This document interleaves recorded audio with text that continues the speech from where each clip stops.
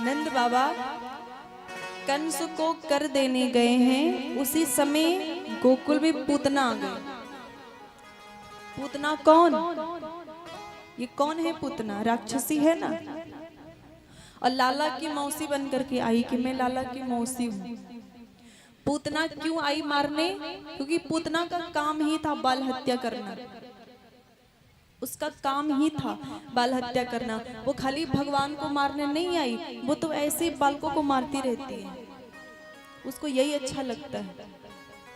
पूतना का काम है बाल हत्या करना। जब वो आसमान से उड़ते हुए जा रही थी, उसने देखा कि गोकुल में उत्सव हो रहा है। तब उसने जाना कि यहाँ पे लग रहा है काऊ को पूत भयो है, जाना चाहिए। तब पूतना आई और वो है बड़ी भयंकर, लेकिन मेकअप करके छेल छबीली बन गई। मेकअप करके एकदम सुंदर बन गई। अब दिखने में बड़ी अच्छी लग रही है। और पहुंची आकर के जब गोकुल में आकर के पहुंची, तो जहां अब सबके मुख पर नाम था नंद के लाला का, सो जब पूतना पहुंची तो सब पूतना को देखने लगे कि पूतना कितनी सुंदर है। देखो इतनी सुंदर है, कोई पहचान नहीं रहा है। सबको ऐसा लगता है कि लग रहा है कि स्वयं लक्ष्मी जी लाला का दर्शन करने आई हैं। इतनी सुंदर वो लग रही थी। अब सब पूछने लगे, कहो बहन कहाँ से आई, कहो बहन क्या कहाँ से आई। तो वो कहती कि मैं यशोदा की बहन हूँ, उसकी चचेरी बहन हूँ मैं, उसके मायके की चचेरी बहन हूँ। अब सब मान जाते हैं कि हाँ यशोदा मैया की बहन है। जब आती है तो यशोदा मैया पहचान नहीं पाती हैं, पर यशोदा मैया ने सुंदरता देखी तो उन्होंने कुछ पूछा नहीं।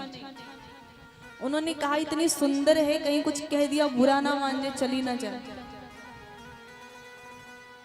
उनको काम भी था। तो यशोदा मैया ने कहा बहन अभी मुझे काम है, मैं काम करके जब पूरा हो जाऊं तब मैं तुझसे आके बैठ के बातें करूंगी, तू जाके मेरे लाला को आशीर्वाद दे दे बस।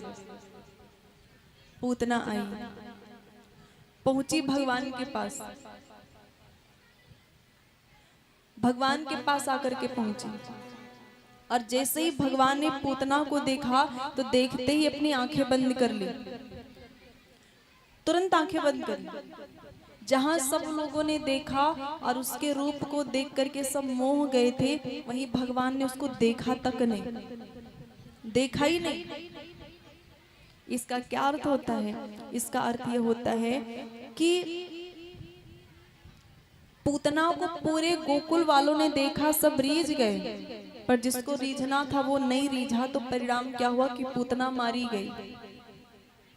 पूरी दुनिया रीझ गई पूतना पे, लेकिन वो ठाकुर नहीं रीझा, देखा ही नहीं। वो ठाकुर नहीं देखा। तो परिणाम क्या हुआ कि पूतना मारी गई।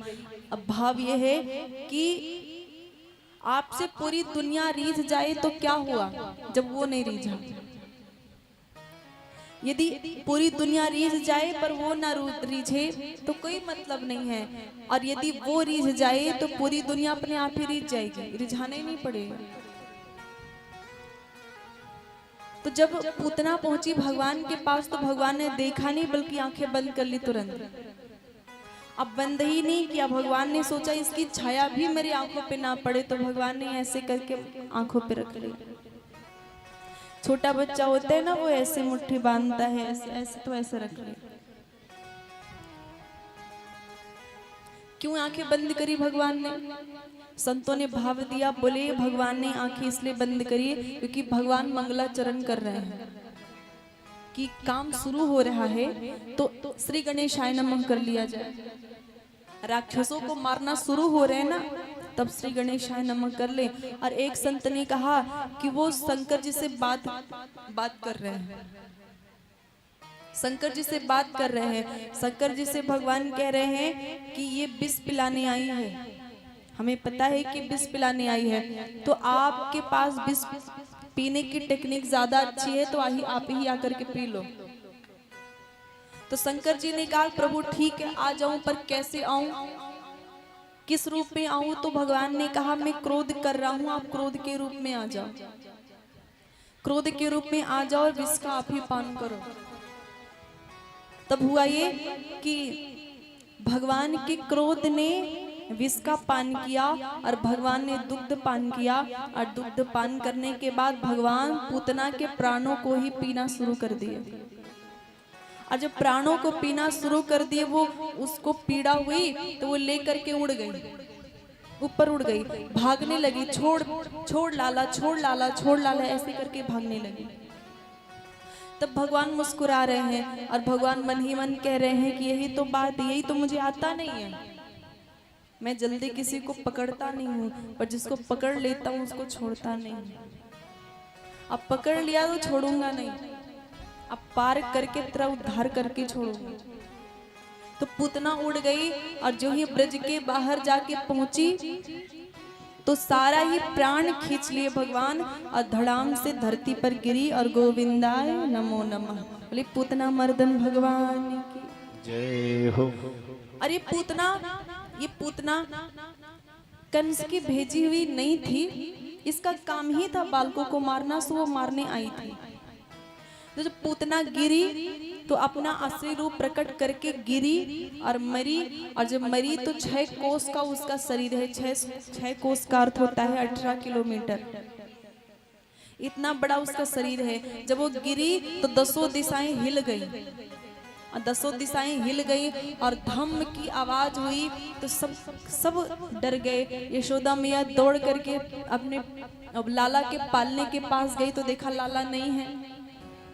अब तो भागी ग्वाल बालों के साथ उसी दिशा में जिस दिशा में आवाज आई थी, और जाकर के देखा तो पूतना का पहाड़ जैसा शरीर पड़ा हुआ है और पूतना के पेट पर लाला खेल रहे हैं। तब ग्वाल बालाओं ने सीढ़ी लाई और सीढ़ी ला करके जब रख करके लाला को उतारा और देखा लाला मुस्कुरा रहे हैं, तब यशोदा मैया की जान में जान आई। चलो लाला ठीक है, लाला तू ठीक है। पर यशोदा मैया ने कहा पर ये मेरा लाला आया कैसे यहाँ पे, मैंने तो पालने में सुला रखा, तो ये कहाँ से आ गया। तब ग्वालाओं ने कहा कि मैया हमें तो लगता है कि पूतना ने तेरे लाला को देखा, लाला को चुरा के लेके भगी और पत्थर से ठोकर खा के गिर के मर गई। तब एक ग्वाल ने कहा कि अगर ये पत्थर से ठोकर खा के गिरी होती तो क्या आग मुंह के बल नहीं गिरी होती। हमें तो लगता है कि लाला को लेके भागी, लाला को आया गुस्सा, लाला ने थप्पड़ जड़ दिया और थप्पड़ जड़ा तो गिर के मर गई। मैया ने कहा जैसे मरनी थी सो मर गई, जैसे मरनी थी सो मर गई, पर मेरे लाला ने मुर्दा छू लिया, या कि पवित्रता तो करनी पड़ेगी। तब मैया लाला को घर लेके आई और लाला की शुद्धि कर रही है। किससे? गौमूत्र से। हमारे यहाँ गैया का बड़ा महत्व था पहले, अब तो खैर अब देखो गैयाएं ऐसे घूमती रहती हैं। तो गौमूत्र से स्नान कराया और भगवान का नाम लेकर के गैया के पूंछ से भगवान का नजर उतार रही है। और तब तक आ गए नंद बाबा। नंद बाबा आए, सभी ग्वाल बालाओं ने सारी घटना कह सुनाई कि बाबा तू तो चला गया, पर तेरे पीछे से गोकुल में ऐसी घटना हो गई ना कि क्या कहें। बाबा ने कहा क्या हो गया। ग्वाल बालों ने सारी घटना कह के सुनाई और कहा कि ये पूतना लेकर के लाला को भागी और कैसे गिर के मर गई, आज तक खबर नहीं लगी। तब नंद बाबा ने हंसते हंसते माला दिखाई और माला दिखा के कहती माला का चमत्कार है जो पूतना गिर के मर गया, ये तो मेरे लाला को नुकसान पहुंचा देती। नंद बाबा माला दिखाते कहते माला करता रहता हूँ ना, और हमेशा नारायण से कहता हूँ कि मेरे लाला की रक्षा करो, मेरे लाला की रक्षा करो। सो माला के चमत्कार से ये पूतना मर गया। तो ग्वाल बाल बड़े प्रसन्न हुए। ग्वाल बाल ने कहा तभी तो बाबा हम तो कब से ही गणित लगा रहे कैसे मरी कैसे मरी कैसे मरी, अब समझ में आया कि कैसे मरी, तेरे माला के चमत्कार से मर गई। बाबा पूतना तो मर गई, लेकिन पूतना ने मथुरा और गोकुल का रास्ता जाम कर दिया। वो गिरी हुई है 18 किलोमीटर की।